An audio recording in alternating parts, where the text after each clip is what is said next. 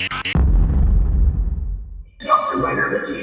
YouTube, Dawson Ryder here. Welcome to my review for the first wave of Hasbro's new Megazord Retro line. Now I'm going over the boxes first, which I don't necessarily always do, but I am in this case because they made these a selling point of the toys. Like, no joke, the box style was a selling point. And as you can see from the front, they have really nice art. I really like the art on these. I always appreciate the cool art we've been getting in the recent series. And if you're someone that likes to save the boxes or display them like this, it can make a cool background piece. So, no faulting them for that. Not to mention it looks impressive on the shelf. The selling point for these, supposedly, I guess, is that they're kind of styling them after old school VHS slipcases. So you can kind of see that from here with the way this looks and whatnot. And then, oh, here it has a description on the back. The mighty Power Rangers combine into the Dinozords to form the Dino Megazord.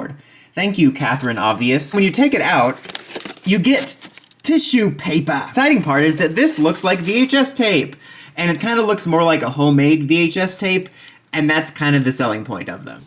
You got it here for this one too, Thunder Megazord. On the back it says, the mighty Power Rangers combine their Zords to form the Thunder Megazord. Man, they really went creative with these. You got Megazord Volume 1 or Thunder Megazord Volume 1 and this little drawing on here. Now, in my opinion, this is the weird one because it's Ninja Storm, right? And it's Ninjakon, this red repaint of Ninjor.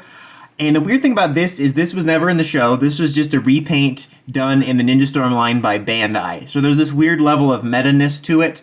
It would make more sense for the 90s nostalgia to do Ninjor, but maybe it's because they just did it in the flippable and it's almost the same figure. I don't know. It's the weirdest one. Because, like, this is when we were getting into DVDs, guys, right? You have Lost Galaxy, some good Lost Galaxy art on there. Back of his box. Lost Galaxy Power Rangers combine their Galactic Beasts to form the Galaxy Megazord. Oh, I forgot to go over his. His just says, a truly mysterious Zord from the Wind Academy. Yeah, it's mysterious. It came from Bandai. Here's the inside of Lost Galaxies. So there you have that. And for me, I just had to address that because I think it's weird. It kind of reminds me of those Super 7 figures where it's like this nostalgia for something that never existed. Like, yes, slipcover cases did exist, but they didn't look like this. If you're gonna do this, why didn't they go back and look at some old school VHS covers from Power Rangers and model it after that? Kind of like how the old Legacy line used the old school boxes for nostalgia purposes. It's just weird. I like this. I respect the idea behind it, I guess, but it's just weird to... It's like a Mandela effect nostalgia for something that never existed that no one even remembers from the Mandela effect. I don't know. It's weird. Let's talk about the actual figures. I've talked about boxes for 3 minutes and 20 seconds, 21 seconds, 22 seconds, 20... Okay, so now we have the actual guys in here. The only thing they come with other than that amazing tissue paper is they each have their own individual swords, which we'll get to. Swords, not Zords. Let's go ahead and start right at the beginning with Ninjakon. But with the Dino Megazord. This is exactly our 1000th version of the Dino Megazord. We could use at least a few thousand more. Now, these are such weird figures, is that they exist in this weird limbo, I feel, quality-wise. Like, they're not the cheapest cheapo figures, but they're not like, quote-unquote, high-end Lightning Collection. They kind of exist somewhere in between.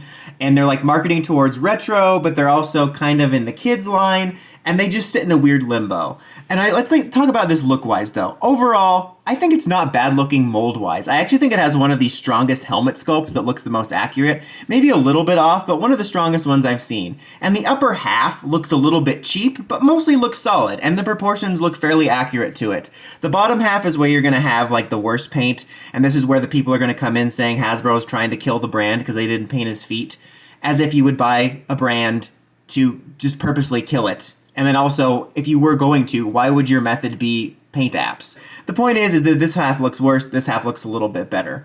And they overall feel fine. They don't feel too cheap, but they don't feel too high quality either. The articulation on them is very, like, confusing. Like, you just get the 360 arm, in and out, no bending movement. You can move the hands around a little bit here. The legs can move back and forth, but only a little bit. The knees don't bend, but they're already pre-bent a little bit, and you can move the head 360. It's just like a very awkward amount of articulation where you get just enough articulation to make him seem awkward. And unfortunately, the way MMPR's is posed, because his knees are sort of bent, make him look awkward almost no matter what. I just wish he had the knee and leg joints. It's just very strange. But I'll say these aren't terrible looking. Like I said, I think the base mold is actually pretty solid. It's one of the more accurate ones we've gotten, and it doesn't look awful. It's just this weird half measure. And then the sword, nothing to write home about. Your classic gray plastic Power Rangers sword. Now we have the Thunder Megazord, one of my personal favorite Megazords, but I think the weakest one of the set. I think this one looks the cheapest overall. Kind of like Dino Megazord, the top half doesn't look half bad.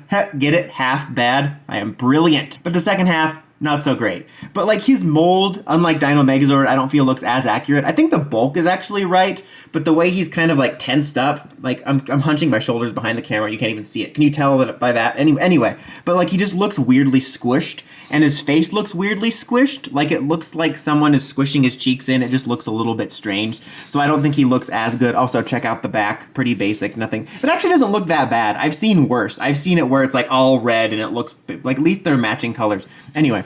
But you're not going to be posing it like this, probably. I don't know your life. But the point is, I think this one is the worst looking one proportionately, and his articulation is even weirder because he has the ability to move his arms out, but this stops it, so he has even less articulation. So you can get him in such poses as walking as if his feet were tied together. So it's just kind of strange. And he does have his sword here, which you can get out there, which attaches to the side, and you can unsheath it like that, and then the camera can go blurry right when you're trying to show the sword off. But that's not a feature of you because you're probably looking through your eyes. But that's at least cool. I appreciate that, so you can kind of get some variety there, and it kind of adds to the personality of him. But I think he's the weakest looking one, and probably the cheapest looking one of the bunch. Ninjakon here isn't half bad. I think it's basically just a remold of the flippable figure because he can flip. You know, you got the sword here, which also is sheathed, so seconds of fun there, but that's neat, and you can put that on the back. And then you flip it with this little pill tab here, and you get this head here, so then you can transform him, quote-unquote, like that. Super easy, but it's honestly not bad. I think this is actually one of the better looking ones. It's kind of got more of a glossy finish feel compared to the other ones, which makes it feel a little bit higher quality. It's more simple to transform. It's kind of fun to transform. The flip gimmick doesn't always work the best. Sometimes it sticks, but it looks fine for what it is. But, if you're someone that only wants stuff from the show, this was not in the show. Articulation-wise, he does have this little click joint here, just like the other one. It makes it a little bit different since he's based off of the other mold, which is what is weird about this, is that you have these new molds and then you have them just repainting their flippable figure, so he doesn't have any leg articulation because the flip heads didn't. So it's weird. It's just weird. I don't hate this. I don't hate these figures, guys. I don't think they're that bad for what they are. I'm just very confused about the decisions and marketing of it. Like, who is this for? I mean, I know who it's for, but also much more real sense I don't. The Galaxy Megazord. This is my personal favorite of the bunch because I think it's the best looking paint-wise. Like, you don't have that problem where the bottom half looks unfinished, mainly because maybe there's not as much going on, so it's kind of hard to mess up, I guess. But like, overall, it looks more thoroughly painted. Like, yeah, these aren't painted or whatever, but who cares? But like overall, it looks more finished. You know what I mean? So, and I think that much like the Dino Megazord, it has this really nice, accurate feeling mold to the way the suit looks in the show, which I actually really dig, and I like the design. So this is definitely my favorite of the bunch. And you have his sword here, and I appreciate that you actually have the gold bronze plastic for the handle, which makes it stand out a little bit. And this is also removable, so you can sort of pseudo put it on his hands like he's gonna fire it, but it doesn't exactly hold it.